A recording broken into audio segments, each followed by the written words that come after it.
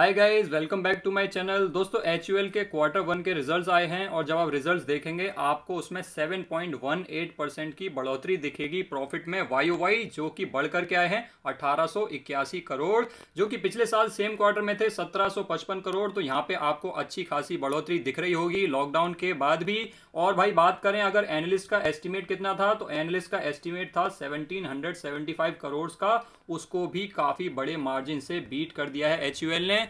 अगर बात करें रेवेन्यू की, तो रेवेन्यू में भी आपको 4.23% की वाई बढ़ोतरी दिखेगी, जो कि बढ़ करके आया है 10,406 करोड़।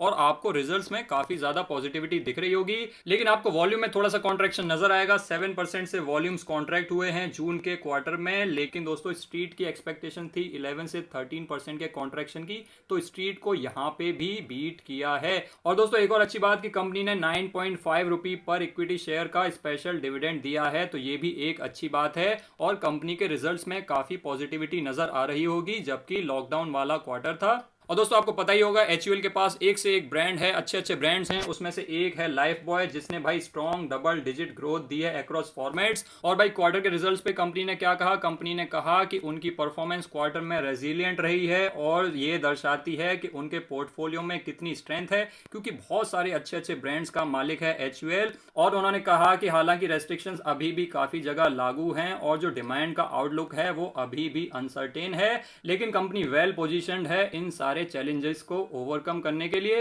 अब दोस्तों HUL के ब्रांड्स की बात चल ही रही है, तो एक बार ब्रांड्स देख लेते हैं कौन से ब्रांड्स हैं। तो आप देखेंगे सारे के सारे शानदार ब्रांड्स हैं। उसमें से सबसे पहले आता है लाइफ बॉय आता है आपका, फिर डव आता है आपका, क्वालिटी वॉल्स की आइसक्रीम है, सर्फ एक्सेल है, वेसलीन है, रेड लेबल है, और आपका फेयर एंड लवली है, और आपका पियर्स का सोप है, लेक्मे है। तो आप देख सकते हैं कितने कितने शानदार ब्रांड्स हैं HUL के पास। अब भाई कंपनी के बारे में जानते हैं, तो आप इसकी मार्केट कैप अगर देखेंगे तो 5,44,000 करोड़ की मार्केट कैप है, बहुत ही बड़ी कंपनी है। अगर बात करें डिविडेंड यील्ड की, 1.08% की डिविडेंड यील्ड है, और अगर आप थोड़ी सी गिरावट में लेंगे तो आपको ये डिविडेंड यील्ड और भी अच्छी मिल जाएगी। इंडस्ट्री की पी है 71, क्योंकि FMCG सेक्टर की पी ज्यादा रहती है, और HUL की पी है 80, इंडस्ट्री से थोड़ी सी ज्यादा है। आप डिलीवरी देखेंगे तो 45% की शानदार डिलीवरी हुई है, 2318 करंट मार्केट प्राइस चल रहा है, इस प्राइस पे भी इतनी अच्छी डिलीवरी हुई है। अगर इसके फाइनेंशियल ट्रेंड की बात करें तो आपको रेवेन्यूज में कोई गिरावट नहीं नजर आएगी, आपको प्रॉफिट्स में कोई गिरावट नजर नहीं आएगी, कंटिन्यूअस ग्रोथ नजर आएगी। अगर बात करें इसके रिटर्न्स की, तो एक साल में आपको दिए हैं 38% के रिटर्न्स।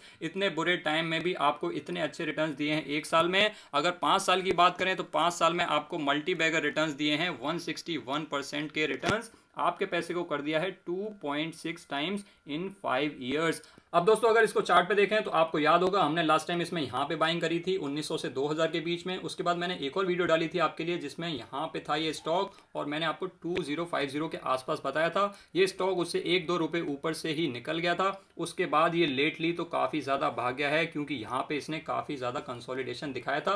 तो ऐसे क्वालिटी स्टॉक्स को ऐसी रेंजेस में लिया जाता है जब ये कंसोलिडेट करते हैं, जब ये गिरे हुए होते हैं किसी भी टेम्परेरी न्यूज़ की वजह से। और अभी तो ये स्टॉक काफ़ी ज़्यादा भाग गया है। रिजल्ट्स भी आपने देख लिए होंगे, काफ़ी पॉजिटिव रिजल्ट्स हैं, क्योंकि एक्सपेक्ट किया जा रहा था कि रिजल्ट्स थोड़े से खराब आएंगे। अगर बात करें MACD की, तो MACD में यहाँ पे बाय सिग्नल आया था, उसके बाद ना कोई बाय सिग्नल आया है, ना ही कोई सेल सिग्नल आया है।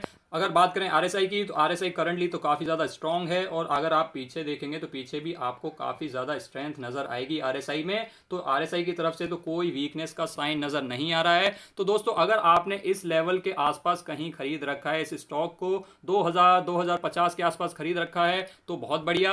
और अगर आपने नहीं खरीदा है और अगर आप फ्रेश इन्वेस्टमेंट करना चाहते हैं, तो मेरे ख्याल से अभी तो आपको थोड़ा सा वेट करना पड़ेगा, क्योंकि स्टॉक थोड़ा सा रनअप कर चुका है। तो अगर आपको इसमें फ्रेश इन्वेस्टमेंट करना है तो आप इन लेवल्स का वेट कर सकते हैं फिर से। दोस्तों ये जो ब्लैक लाइन है ये है 200 डे का मूविंग एवरेज, जिसको इसने यहाँ पे क्रॉस कर दिया था। इसका मतलब ये स्टॉक अब लॉन्ग टर्म के लिए भी बुलिश हो गया है। तो अगर आपने इस स्टॉक को यहाँ पे भी नहीं खरीदा था, यहाँ पे भी नहीं खरीदा था, तो आप इसका वेट कर सकते हैं कि हो सकता है ये दोबारा से अपने 200 डे के मूविंग एवरेज पे फिर से सपोर्ट ले, और गिर करके एक बार यहाँ पे सपोर्ट लेने आए। अगर आता है तो आप यहाँ पे कंसीडर कर सकते हैं, अदरवाइज आप इस रेंज का वेट कर सकते हैं। ये जो रेंज निकल के आ रही है, कौन सी है ये रेंज? ये है रेंज 2100 2100 से 2150 के बीच की।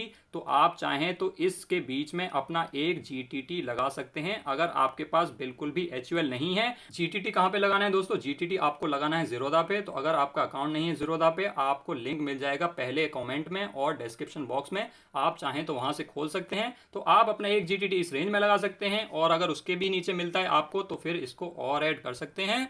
तो दोस्तों ये थे HUL के Q1 के रिजल्ट्स। अगर आपको वीडियो पसंद आई हो तो वीडियो को लाइक कर देना और चैनल को सब्सक्राइब कर लेना। Thanks for watching guys, I will see you next time.